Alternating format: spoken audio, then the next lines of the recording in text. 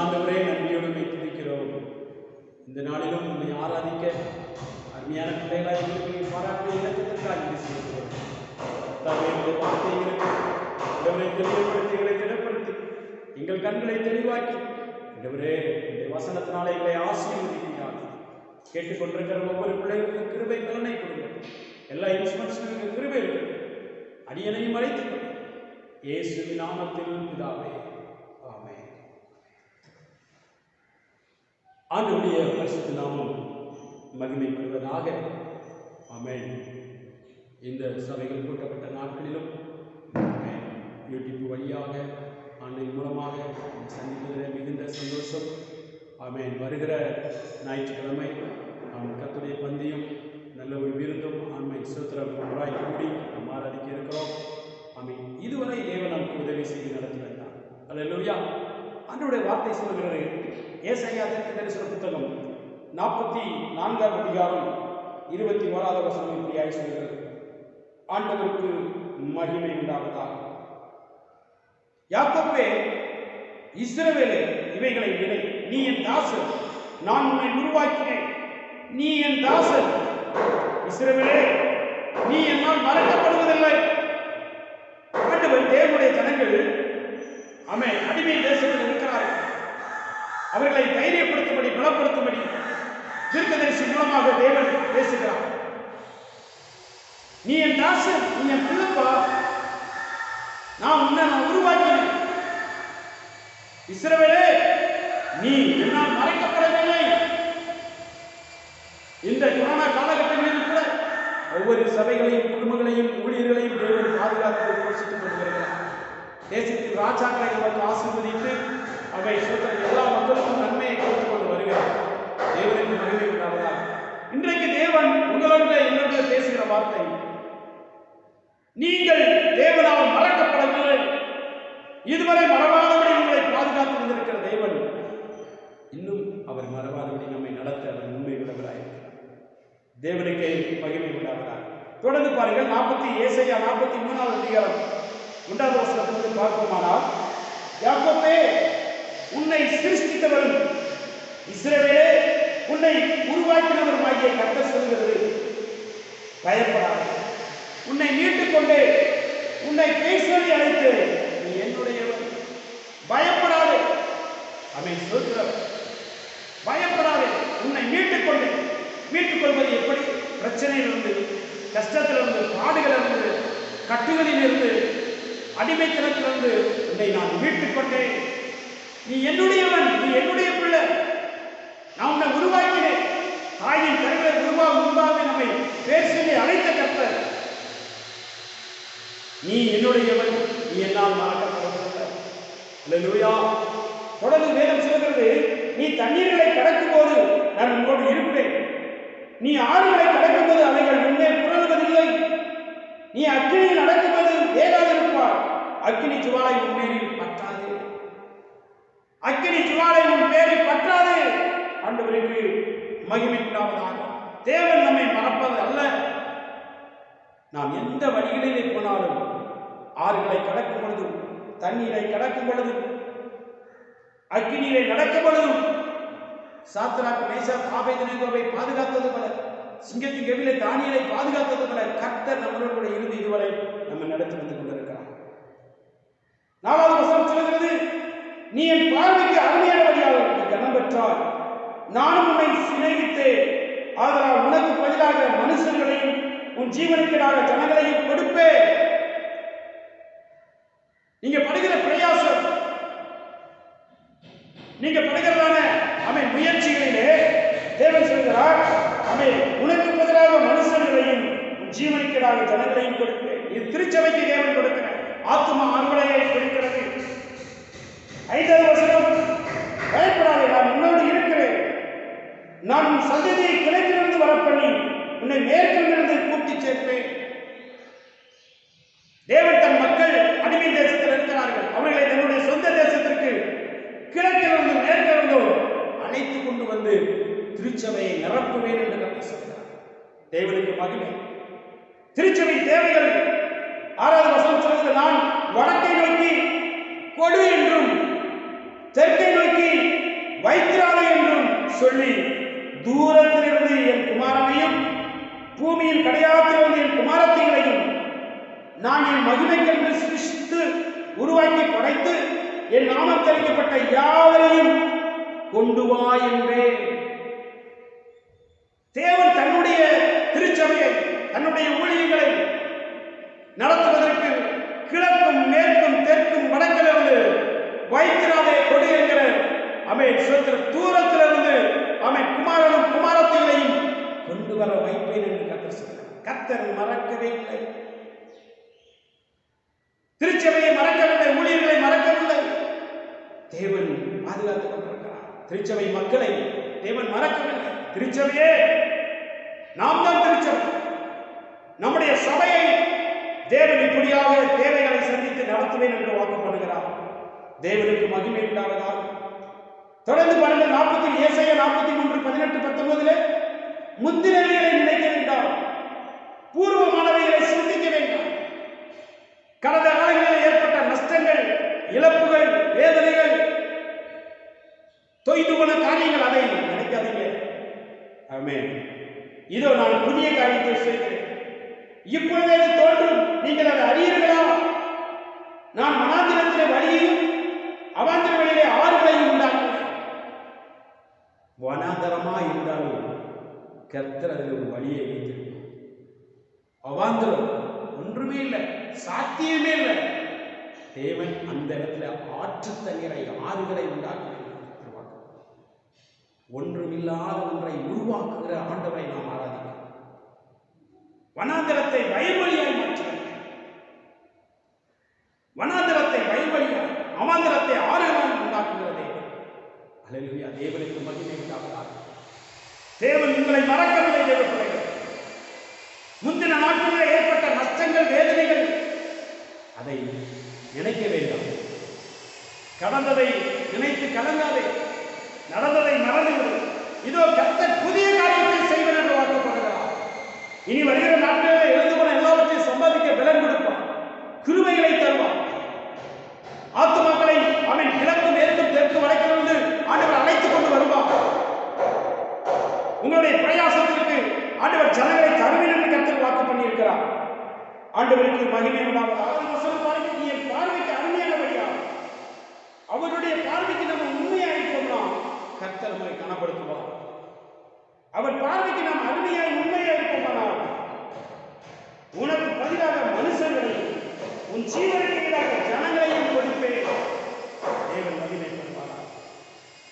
தொடர்ந்து பாருங்கள், ஆண்டவருடைய பரிசுத்த நாமம் மகிமைப்படுவதாக. எபிரேயர் 6:10 இப்படியாய் சொல்கிறது, உங்கள் கிரியைகளையும் நீங்கள் பரிசுத்தவான்களுக்கு ஊழியம் செய்ததினாலும் செய்து வருகிறதினாலும் தமது நாமத்திற்காக காண்பித்த அன்புள்ள பிரயாசத்தையும் மறந்து விடுவதற்கு தேவன் அநீதி உள்ளவர் அல்லவே. கடவுளுடைய ஊழியத்துக்காக, ஊழியக்காரருக்காக, திருச்சபைக்காக நீங்கள் அன்போடு, ஈனத்தோடு, மிகுந்த பிரயாசத்தோடு செய்த நன்மைகளை கர்த்தர் மறப்பதற்கு அவர் மனிதர் அல்ல என்று சொல்லப்பட்டிருக்கிறார். உன் கிரியைகளையும், நீ செயல்படுகிற கடவுளுக்காக செய்கிற கிரியைகளையும் பரிசுத்தவான்கள், கர்த்தருடைய ஊழியக்காரர்களுக்கு நாம் செய்ய வேண்டிய உதவி என்று சொல்லி பரிசுத்தவான்களுக்கு ஊழியம் செய்ததினாலும் செய்து வருகிறதினாலும் அன்புள்ள பிரயாசத்தையும் மறந்து விடுவதற்கு தேவன் அநீதி உள்ளவர் அல்லவே. தேவனுக்காக அன்பு பாராட்டின, இரக்க பாராட்டின, பிரயாசப்பட்ட அதனுடைய பிரதிபலனை கர்த்தர் நிச்சயமாய் கொடுத்தார். அவர் மறப்பதற்கு அநீதி உள்ள தேவன் அல்ல. கொடுங்கள், எப்பொழுது திரும்ப கொடுக்கப்படும். எப்படி கொடுப்பார்? சரிந்து விடுகிற கொஞ்சத்திலே உண்மையாய் இருக்கும் பொழுது அநேகத்திலே அதிகாரியாய் தேவன் வைப்பார். கொஞ்சத்திலே பொருத்தனை உண்மை அண்ணா பொருத்தனை பண்ணினார். இந்த ஒரு குழந்தை எனக்கு தாரும், என்னுடைய அவமானத்தை மாற்றும் என்று பொருத்தனை பண்ணின பின்பு அதை அந்த குழந்தையை கடவுளுக்கு அப்படியே கொடுத்தால் கொடுத்த பின்பு பல குழந்தைகளை உண்மையை கர்த்தர் பார்க்கிறார், பிரயாசத்தை பார்க்கிறார்.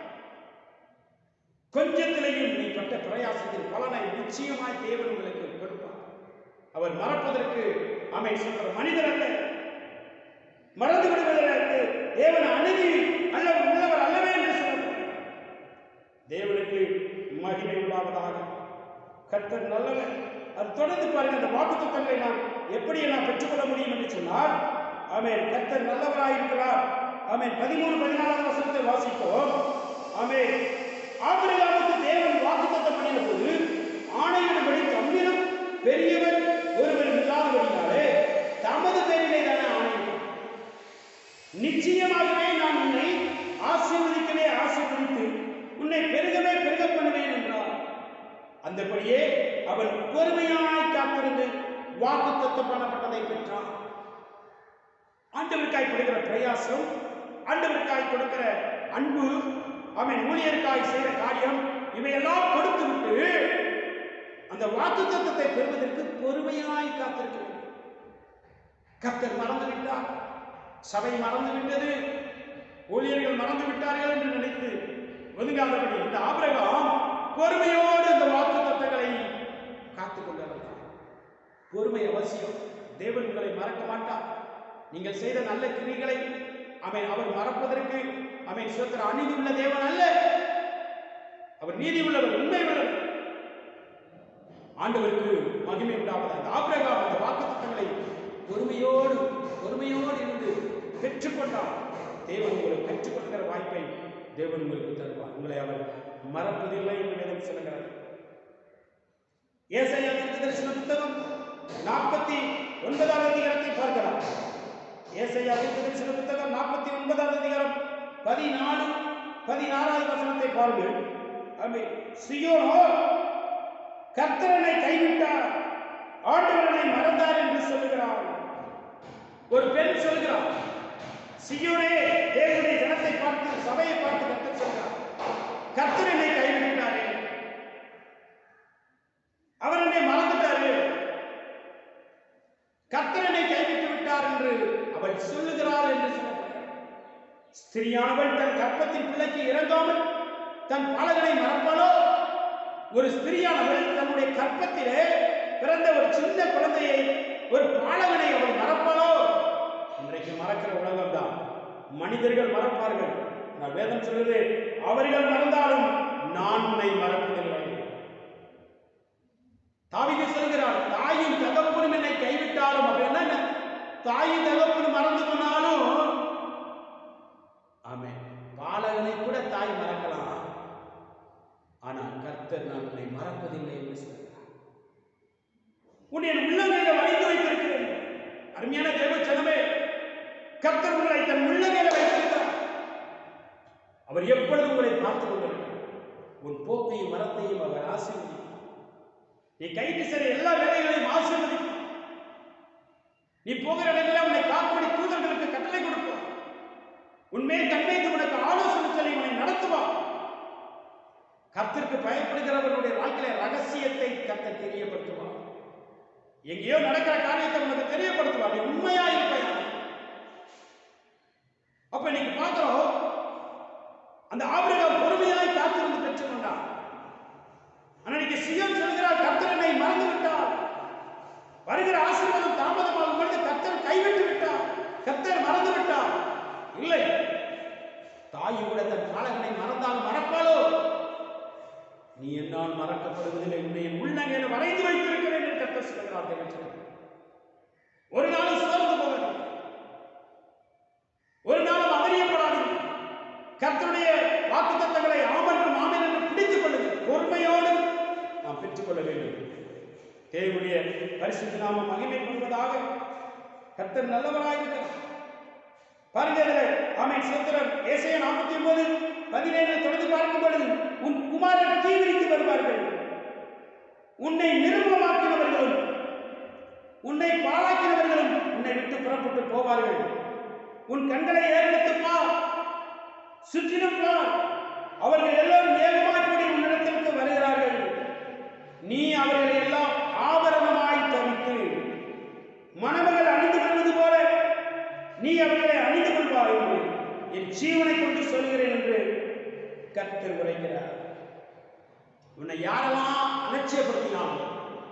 யாரெல்லாம் ஏளனமா பார்த்தாங்களோ அவர்கள் எல்லாம் சுற்றிப்பார், எல்லாம் அவரை தேடி வருவாங்க. அவர்களை கைகளிலே ஒரு ஆபரணத்தை மாட்டிக்கொண்டது போல, அந்த ஆபரணத்தினுடைய உடைமையாளருக்கு அடிமை. அவர்கள் எப்பொழுதுனாலும் கலட்டி மாட்டிக்கொள்ளலாம். இவர்களை அலங்கரிக்கிற ஒரு பொருளாக இந்த பொருள் காணப்படுகிறது. உங்களை கனப்படுத்துவது, உங்களை உயர்த்துவதற்கு, உனக்கு எதிராக இருந்த அத்தனை ஜனங்களையும் நீ ஆபரணமாய் தரித்துக் கொள்வாய். அல்லேலூயா. அப்பொழுது உன் அநாதரங்களும் உன் பாலினங்களும் நிர்மலமான உன் தேசமும் இனி குடிகளின் திருளினாலே உனக்கு நெருக்கமாயிருக்கும். உன்னை விழுங்கினவர்கள் தூரமாவார்கள். ஜனக்கூட்டம் நெருக்கமாக இருக்கும், எல்லாம் தேடி வருவாங்க. ஜனக்கூட்டம் நெருக்கமாயிருக்கும். அல்லேலூயா. தேவனுக்கு மகிமை உண்டாவதாக. பயப்படாதீங்க, சோர்ந்து போக. அது ஆபிரகாம் பொறுமையோடு காத்திருந்து பெற்றுக்கொண்டார். சியோனே, நீ என்னை கர்த்தர் மறந்தார் என்று சொல்லிக்கொண்டு சோர்ந்து போகிறேன். கர்த்தர் கைவிட்டார் என்று சொல்லிக் கொள்கிறார். இல்லை, தாய் கூட பிள்ளைகளை மறந்து போகிறார். சிங்கம் கூட தன் குட்டிகளை பட்டினி போடுவார். கர்த்தர் ஒரு நாளும் கைவிட மாட்டார். அல்லேலூயா. தேவனுக்கு மகிமை உண்டாவதாக. லூக்கா சுவிசேஷம் சொல்கிறார் 12வது அதிகாரத்தை எடுத்து பாருங்கள். ஆண்டவருக்கு மகிமை உண்டாவதாக. லூக்கா சுவிசேஷம் 12வது அதிகாரம் 6வது 7வது வசனத்தை நாம் வாசிப்போம். ஆண்டவருக்கு மகிமை உண்டாவதாக. 2 காசுக்கு 5 அடைக்கலான் குருவிகளை விற்கிறார்கள் அல்லவா? அவைகள் ஒன்றாயிலும் தேவனால் மறக்கப்படுவதில்லை.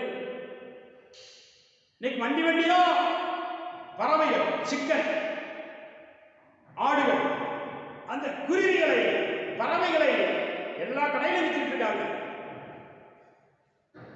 ஆனா அதுக்கும் உயிர் இருக்குது, அதுக்கும் இருதயம் இருக்குது, அதுக்கும் மூளை இருக்குது, அதுக்கும் கண்கள் இருக்கிறது. ஒரு மனிதனுக்கு இருக்கிற அத்தனை அவயங்களும், உற்பத்தி உண்டாக்கக்கூடிய அத்தனை அவயங்களும் அங்கே இருக்கிறது.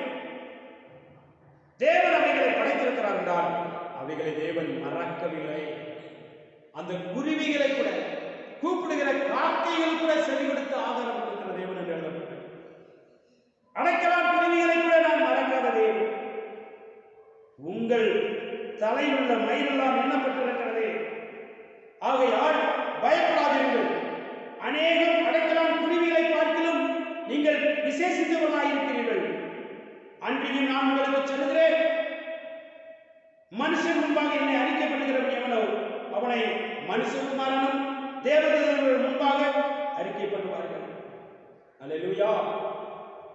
ஆண்டவர் என்னை நடத்துவார், ஆண்டவர் என்னை கைவிட மாட்டார்.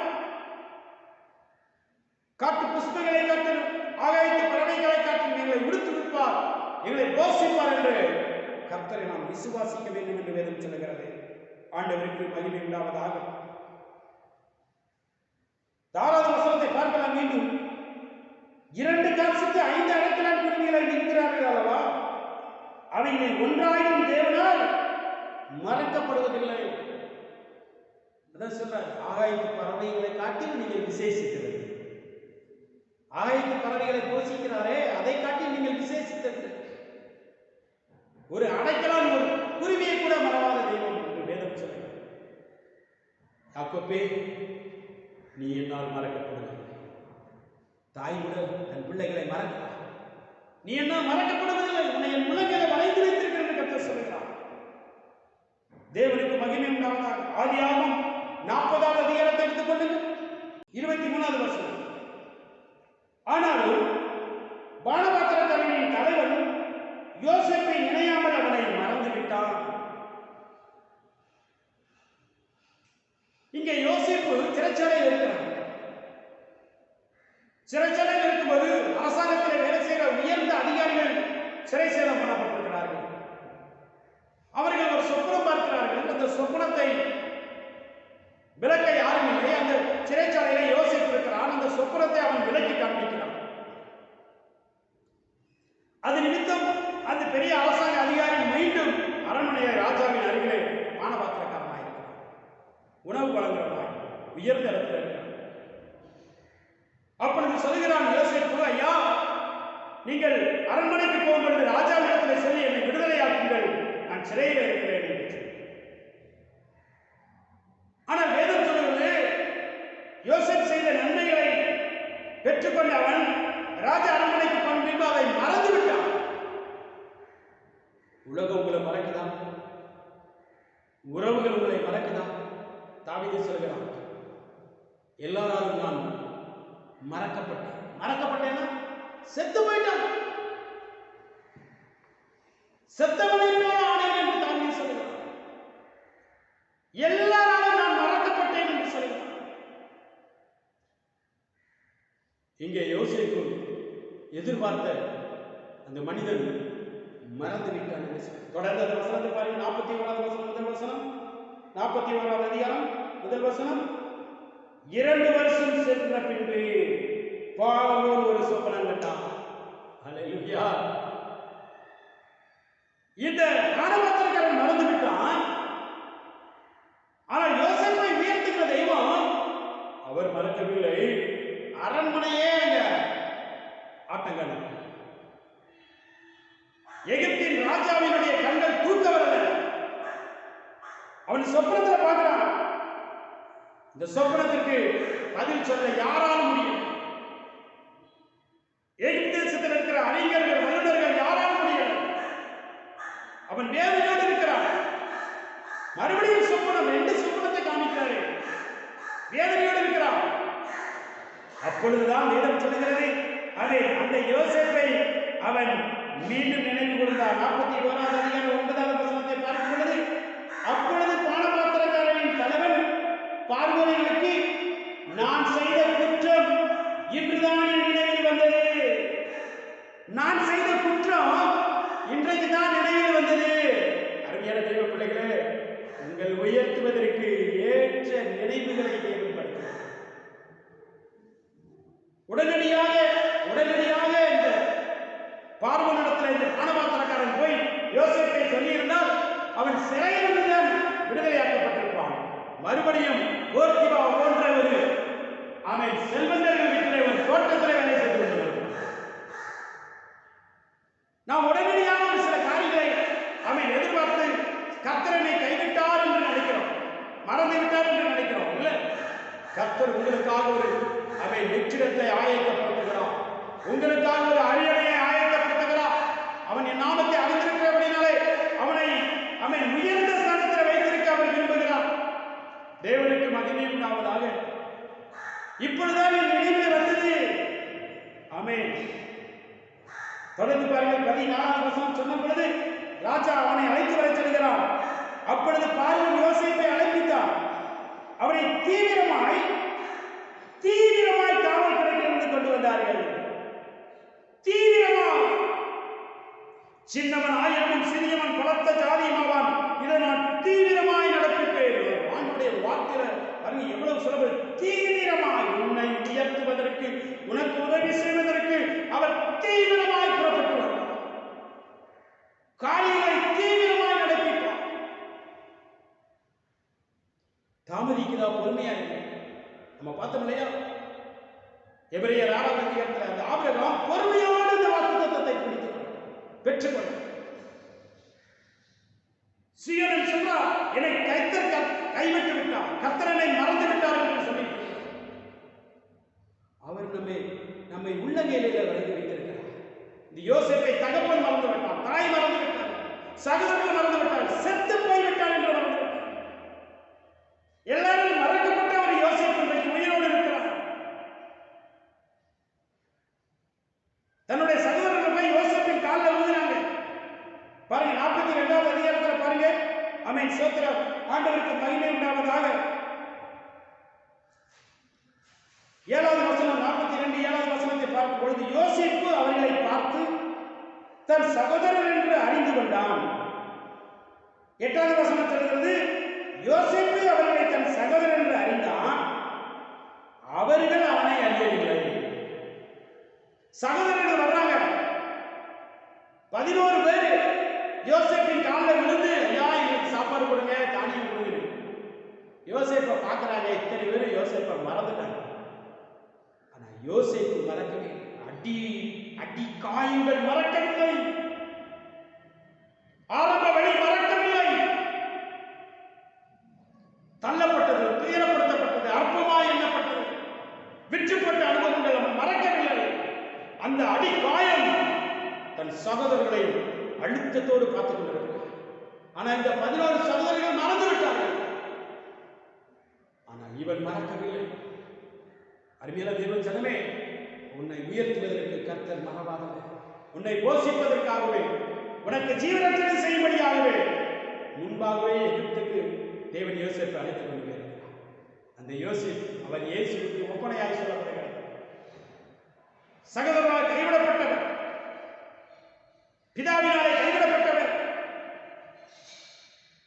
சிறுநிலை அடையப்பட்டதற்கு முன்பாக 20 வெள்ளிக்காசுக்கு விற்கப்படுகிறார். இயேசு 30 வெள்ளிக்காசுக்கு விற்கப்பட்டார். அங்கே சிறைச்சேதம் பண்ணப்பட்டிருக்கிறான் யோசேப். இங்கே இயேசு சிறைச்சேதம் பண்ணப்பட்டார். அவருடைய அங்கியிலே ரத்தம் தேய்க்கப்பட்டு அந்த அங்கி அவன் சோத்திரன் தகப்பன் கையிலே கொடுக்கப்படுகிறது. அவன் செத்து விட்டான் என்று செய்தி, இயேசு மரித்து விட்டான் என்று செய்தி சத்துருவுக்கு கொண்டாட்டம். ஆனால் இயேசு மரிக்கவில்லை. உங்களையும் என்னையும் ஜீவரட்சணை பண்ணும்படியாக பிதாவின் வலது பக்கத்திலே சிங்காசனத்திலே சகல அதிகாரத்தோடு இருக்கிறார். பார்வோன் மன்னனுடைய அருகிலே பார்வோன் மன்னனுக்கு தகப்பனாக யோசேப்பு ஆமென் ஆளுகை செய்து கொண்டிருக்கிறார். இன்றைக்கு இயேசு கிறிஸ்து பிதாவின் அருகிலே சகல அதிகாரங்களையும் பரலோகத்தின் திறவுகளை தன் கையில் வைத்திருக்கிற அதிகாரத்தோடு இருக்கிறார். உங்களையும் என்னையும் ஜீவரட்சணை செய்யும்படியா. அல்லேலூயா. யோசேப்பு எல்லாரும் மறக்க ஆமென் சோத்திரம். கடைசி அந்த வசனத்தை பார்க்கும்பொழுது ஆமென் சோத்திரம் அவங்க அப்பாவை கூப்பிட்டு வர. அப்பா அப்பாட்ட போய் சொல்றாங்க, அப்பா யோசேப்பு உயிரோடு இருக்கிறார் பாருங்கள், அவன் கொடுத்து விட்ட வெகுமதி எல்லாம் பாருங்கள் என்று சொல்லப்படுது. யோசேப்பு உயிரோடு இருக்கிறானா? அவன் செத்து விட்டான் என்று நினைத்துக் கொண்டிருக்கிறான். அருமையான தேவ பிள்ளைகளே, நீங்கள் கண்ட தரிசனம், உங்களுக்கு கொடுக்கப்பட்ட வாக்குத்தத்தங்கள் நிறைவேற்ற தேவன் உண்மை உள்ளவராயிருக்கிறார். மனிதர்கள் நானும் நீங்கள் கூட சில நேரம் உண்மை இல்லாம போயிடலாம், ஊழியத்தில் உண்மை இல்லாம போயிடலாம், விசுவாசத்தில் உண்மை இல்லாம போயிடலாம். ஆனா அழைத்தவர் உண்மை உள்ளவர். சங்கீதம் 48 கடைசி வசனம் சொல்லுது, இந்த தெய்வம் நம்முடைய தெய்வம், அவர் சதாகாலங்களில் நம்மை மரண பரியந்தம் நம்மை நடத்த உண்மை உள்ளவராயிருக்கிறார். அவர் சதாகாலங்களில் நம்முடைய தெய்வம், மரண பரியந்தமும் மரணம் வரைக்கும் மரணத்திற்கு பிறகும் நம்மளோடு இருக்கிறேன் என்று வாக்கு. மரண பூமியிலே ஒரு குறிப்பிட்ட நாட்கள் மரணம், இந்த மரணத்துக்கு பின்பு ஒரு வாழ்வு, அந்த வாழ்வில் நான் உன்னோடு கூட இருப்பேன். சதாகாலங்களிலும் நான் உன்னோடு கூட இருப்பேன். மரண பரியந்தமும் நம்மை நடத்தும். அல்லேலூயா.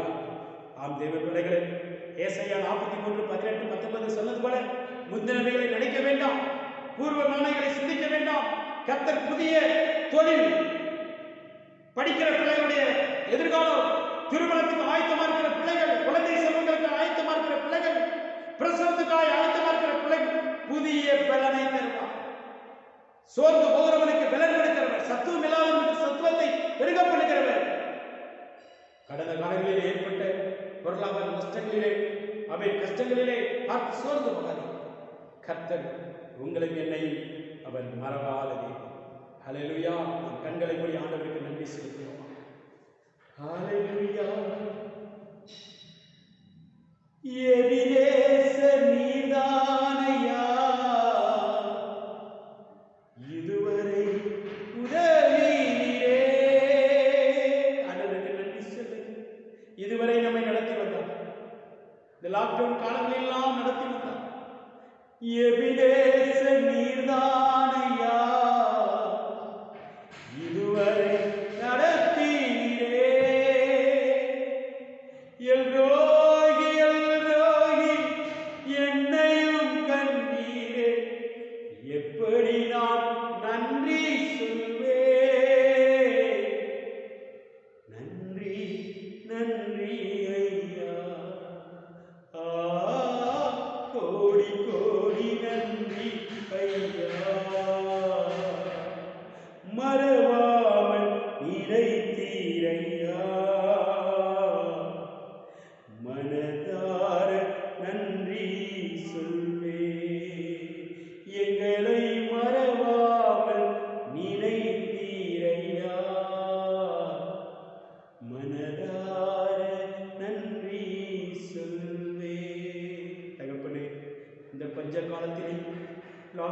காலங்களில் அருமையான பிள்ளைகளை யோசித்து பராமரித்து பாதுகாத்து வந்த எங்கள் தெய்வமே, இந்த மீண்டும் பிள்ளைகளுடைய கைந்து போன காலங்கள் மாறி புதிய ஆசீர்வாதங்களை சுதந்திரிக்க புதிய வழிநடத்துதல், புதிய ஞானம், புதிய கிருபை, மனுஷருடைய தயவு எல்லாவற்றையும் பிள்ளைகளுக்கு தந்து இலதுவர ஆசீர்வாதங்கள் மீண்டும் சுதந்திரித்துக் கொள்ளக்கூடிய வாய்ப்புகளை பிள்ளைகளுக்கு தாங்க.